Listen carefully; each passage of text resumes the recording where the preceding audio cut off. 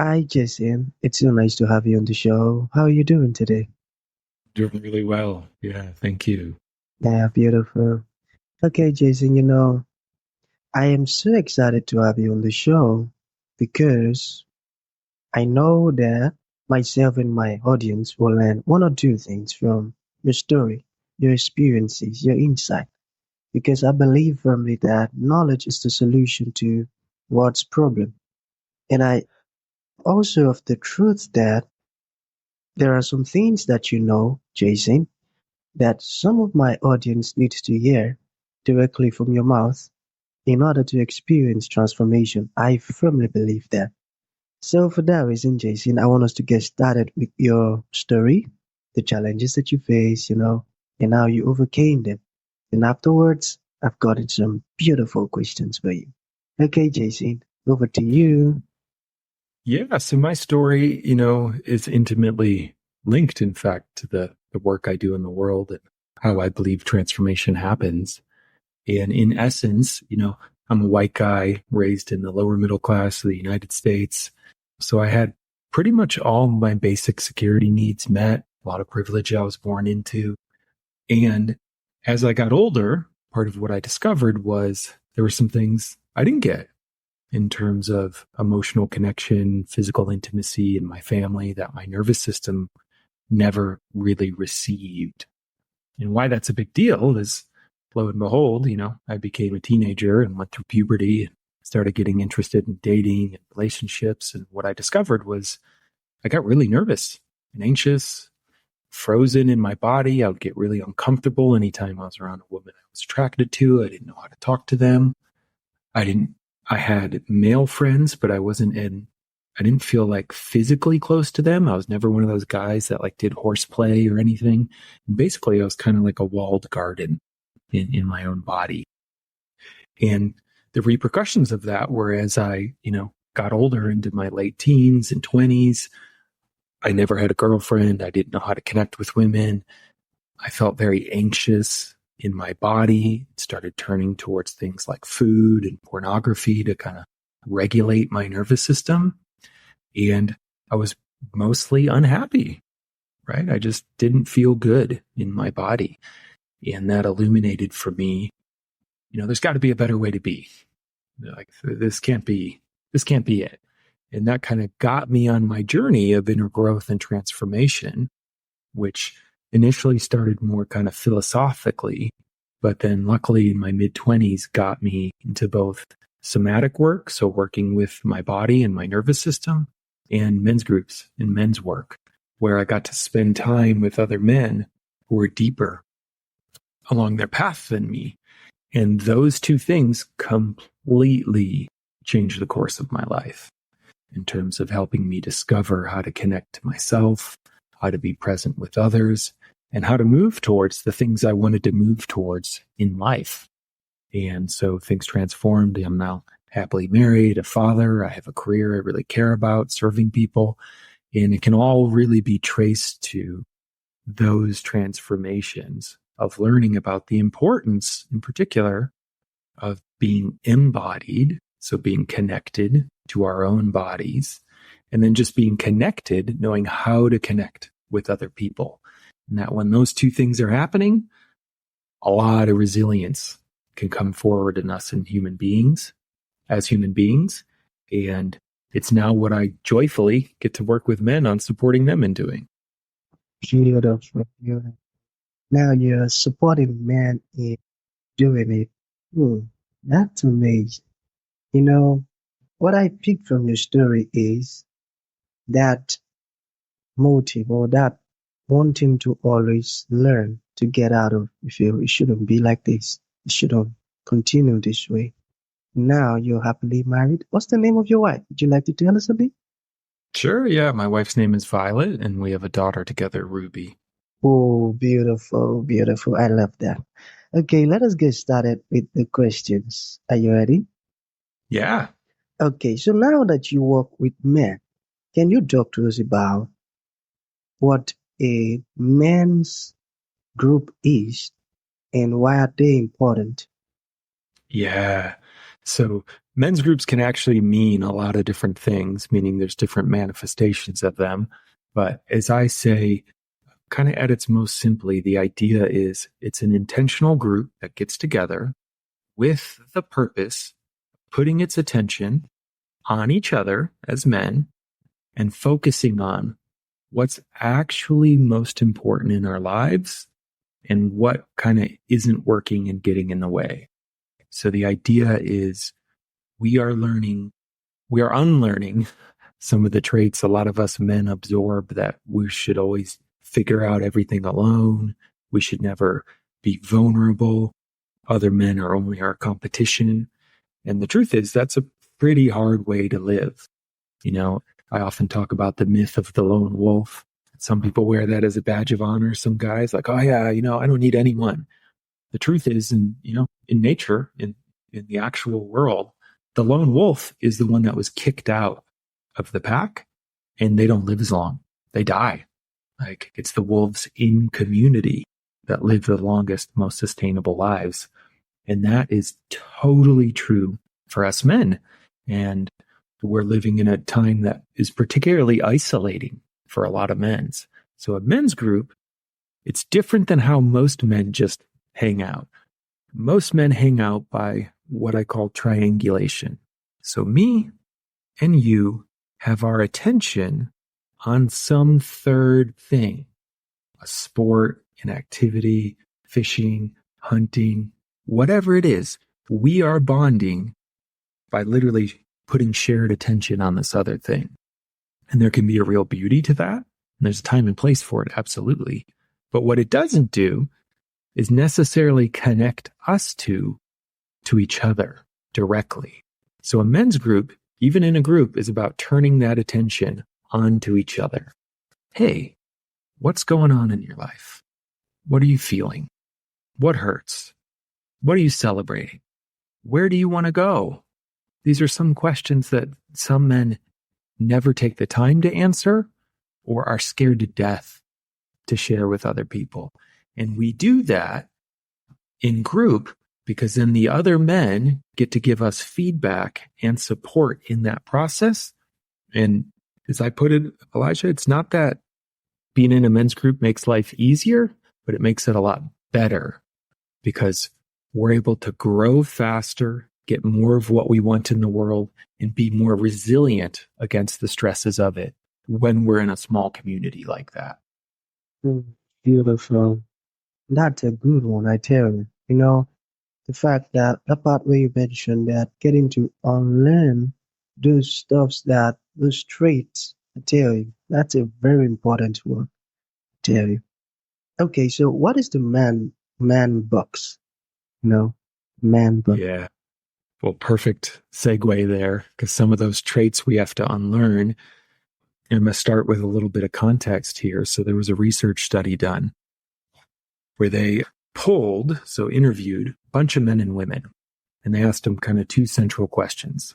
Number one, what marks the transition of a girl into womanhood? And what marks the transition of a boy into manhood? And I'm not saying this is right or wrong, but what both men and women reported was for girls, what marked their transition into womanhood was the transformation of their body. So their cycle coming online, menstruation starting, their full body developing. But for boys, it was not based on physical attributes alone. So a boy could be fully mature in his body, but not be considered a man. It was based on his behaviors in the world, meaning the expectations put around him. So the man box ties directly into that, because the man box is this kind of set of constructed rules that men are expected to follow that either make them a man or don't. So you can kind of consider it like a checkbox, a list of all these different attributes. And as long as you check those boxes, you're considered a man. If you don't check those boxes, you're not considered a man. Some of the most common ones are never cry, don't show weakness, be tough, always work hard, push yourself, constantly. Some of them even go into things like go for sex whenever it's available. If you don't, something's wrong with you. So it differs, a little bit culture to culture, but there's some pretty big commonalities there. And, one of the most big ones in a sense is most men, we are trained out of our bodies. We are taught to not be connected to our bodies and not be connected to our emotions. And in fact, in most cultures, we're rewarded for not. Because when we're not, we can work harder, we can push ourselves more, and we're celebrated. He's really tough. He works 80 hours a week, or he does that sport and, literally sometimes is destroying his body in the process or his brain. And then most of what we're kind of taught as kids, even as boys, depending on what kind of school system you're put in, it's okay, sit still for 8 hours now and pay attention, which is not at all the natural instinct for a young boy's body. We are supposed to be moving kinesthetically, exploring our environments. What we're taught in the school system from a young age is, hey, what you're feeling in your body, ignore that. It's wrong. Override that with your head, right? And so that messaging all adds up to this idea of the man box and that other men aren't safe a lot of times. And this pressure to conform to it is really damaging for a lot of men. That's so true. That's correct. Okay, so let us talk about the common challenges that men face these days. Yeah. So, yeah.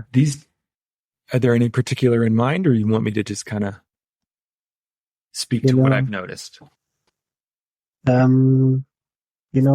Any challenges it is that men are facing that's so common now. Maybe as a husband, as a whatever. Yeah. I'd say that one of the biggest ones, Elijah, is that where we're at kind of globally and culturally right now is there is a lot of attention around what men should not be. So there's a lot of talk around toxic masculinity and the many ways that certain men have caused damage in the world. And many men are inundated with that these days. How dangerous men are. They're just pigs. They're, can't control themselves, their anger, whatever that might be. And one of the biggest challenges most men I work with have is they don't know what the positive version of masculinity is supposed to be, right? There's no model in our cultures for what the healthy version that we should be celebrating and welcoming actually looks like. And many, many men I work with have never had a strong, sensitive, and powerful masculine figure in their lives to guide them. Just quite simply. We used to have more structures in our societies to help men become, or boys become men. There were rites of passage and traditions and ways we spent time with older men. And most of that has just been eradicated, right? We're kind of thrown in the school system from a young age. It's certainly changing, but traditionally and percentage-wise, most teachers do tend to still be women. So boys are raised by more and more women from a young age and aren't really given that modeling of what it means, to be a healthy man, right? I'm not anti-man box in a sense. The shift I want to make is rather than it being a set of confining restrictions, it's what's the healthy foundation we want to live kind of on top of? What are some of the healthy attributes we can cultivate? And most men just have no idea, right? So we don't know how to be in the world right now. It used to be enough if you were a man and you made money for your family, you were considered a success. That doesn't cut it anymore, right? Most relationships fail now. Parenting requires more. Intimacy requires more. We have to be more as men. We have to have our power in the outer world, but also intimacy with ourself in the inner world to know what's happening inside of us, in our bodies. emotional literacy, interoception, which is the process of kind of knowing what's happening in our body and being able to communicate that. And then on top of that, one of the central problems so many men I work with have right now is they really struggle to be present. So life, smartphones, technology, busyness is constantly trying to take us away from the moment and distract us or get us to buy stuff or get us to not feel things. And so men have often lost the capacity to just take, like, as simple as it sounds, to take a deep breath and be here, right now. And the paradox of that is the more we're able to do that, the more people trust us, feel safe with us, and yearn to actually be around us. And the more we can serve our families, our communities, our workplaces by that capacity to really be present. And then the last thing I'll just share is isolation. You know, the nature of the changing world, particularly here in the West with work from home and, you know, a lot of societal structures of connection disappearing. Men are the most vulnerable to loneliness and isolation, partly because of what we're taught in the man box of, you know, alone is better than needing other people. It's much less instinctual for us to create relationships that nourish us in life. We'll prioritize our work or whatever over our connection to others. And so a lot of men are feeling very alone in the world. The numbers totally report it. The number of men that report, you know, having 5 or less friends increases every year. Suicide rates in men, you know, are pretty high around the world, and many men just feel disconnected and alone. And the truth is, it's hard to live a thriving, happy, bountiful life when you're totally alone. So part of the counterculture we're having to create is that men can be connected to each other. And that is one of the greatest investments you can make in your life, in my opinion. Beautiful. You know, JC, your words are really, really insightful. And I'm so happy that you overcame your challenge because you overcame your challenge. Now we are getting to benefit from your insight. Nah. You're saying some very valuable stuff. Okay, to bring this to an end, Jason, what would you like to leave the audience with? Like a final thought. And to those ones who would like to reach out to you, learn more about what you do, how can that be possible? Yeah, I think what I'd like to leave you with is a phrase I learned from a friend of mine, a man I know, who said, community is immunity. And the idea here is that one of the deepest forms of resilience we can actually cultivate in our lives is connection to others. And this goes against so much of the programming we get as men. But I don't care how strong a man you think you are, there will be a time in your life where even at the most basic level, your body will fail you, right? It can be so vulnerable. You get sick, you get hurt, and you can't just push through. And it's in those moments, the relationships you've cultivated are going to become invaluable. Moments where you get knocked off center in some capacity. That's when we want to have a net of community and connection to help support us. Doesn't mean we become over-reliant on them, but it means they can hold us when we fall, so to speak.